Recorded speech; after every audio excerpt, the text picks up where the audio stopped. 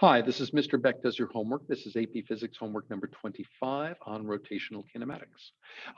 This says a car traveling 34.6 meters per second. That's a velocity. It's actually an initial velocity, and it's 34.6 meters per second. It's a linear thing. So we'll get to the rotational in a second. Undergoes a constant deceleration, so that's a negative acceleration of 2.47 meters per second squared.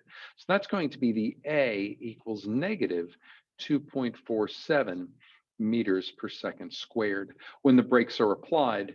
How many revolutions, so I'm looking for number of revolutions, does each tire make before the car comes to a stop? Assume the car comes to a stop. So I'm looking for the number of revolutions, and I know that it's coming to a stop so that the final velocity is going to be 0 meters per second.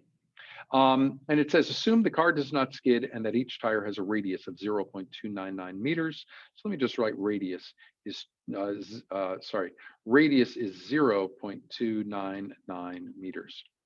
Now, I have several ways I could solve this. I could solve this completely in the angular frame of reference, or I could try to solve it in the linear and then convert to angular somewhere in the middle. And that's what I'm going to do. Let me solve this in the linear frame of reference and then figure out what it means angularly.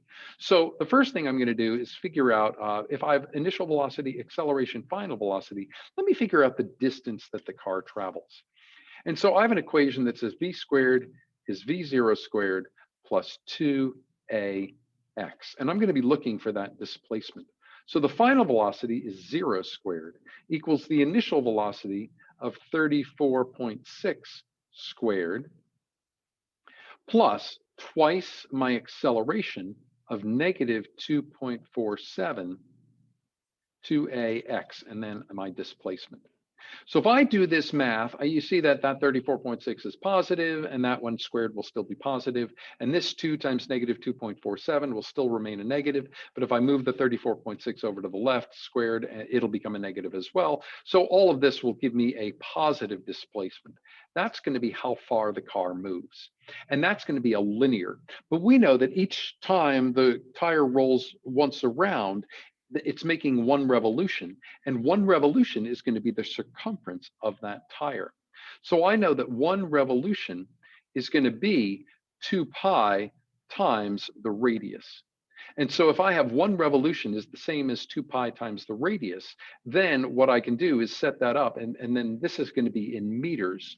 So this is going to be 2 times pi times that value for me of 0.299.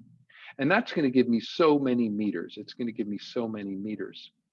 Now, if this is one revolution and this is so many meters, and this is going to be in units of meters, what I can do is just do a conversion where I have so many meters from here is going to equal 1 revolution.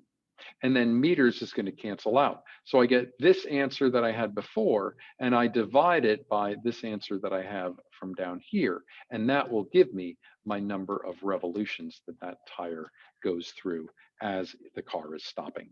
So this is using the knowledge that one revolution is going to be the same thing as 2 pi times the radius. And this is just the circumference of a circle is 2 pi r. And that's the answer to number 8.